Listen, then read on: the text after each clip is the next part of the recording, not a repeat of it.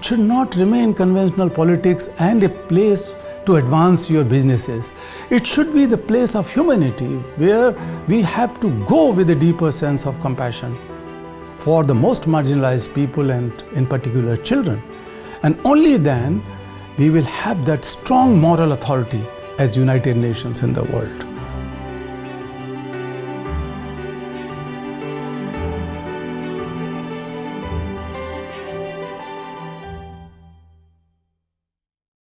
Well, challenges are multifold. One is how to mobilize finances. So that is the biggest struggle ahead. And the biggest impediment in it is the weakening of multilateralism. We were all hoping, many of us were hoping that this pandemic will teach us a lesson that we are interconnected, we are interdependent. We have to share responsibility from bottom to top. But unfortunately, this has not happened. We have seen in case of vaccination, this discrimination and inequality in vaccines, but also in other fields. So that is the biggest challenge, that how to mobilize resources.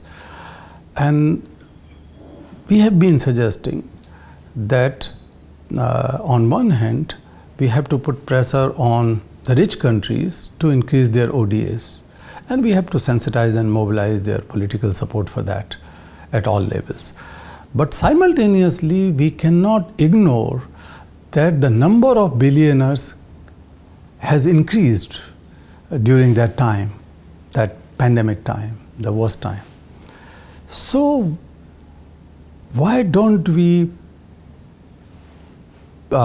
exercise the tax justice or fairness in taxations?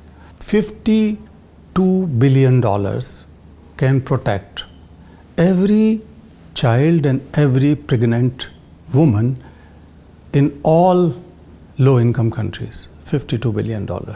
And that is not a big deal because that money is less than what the rich countries have spent every day, every 2 days in fact, during the pandemic. I was watching many of the sessions of this General Assembly. And I would say that I am angry to see that none of the, I might have missed one or two, but what I learned that none of the world leader, any head of the nation, has referred to this crisis of childhood. Nobody has referred that number of child laborers is growing and we have to act now. It should not remain conventional politics and a place to advance your businesses. It should be the place of humanity where we have to go with a deeper sense of compassion for the most marginalized people and in particular children. And only then we will have that strong moral authority as United Nations in the world. Youth in India are not only future of India and future of the world, they are present. And if we have to build our future, a golden future, then we have to invest on our youth, in our youth.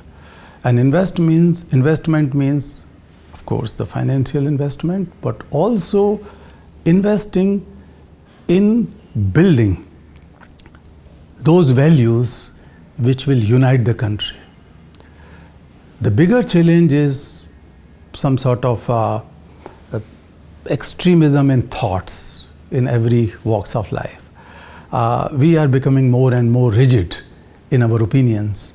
So that pluralism, that sense of mutual respect has to be inculcated in our children and young people.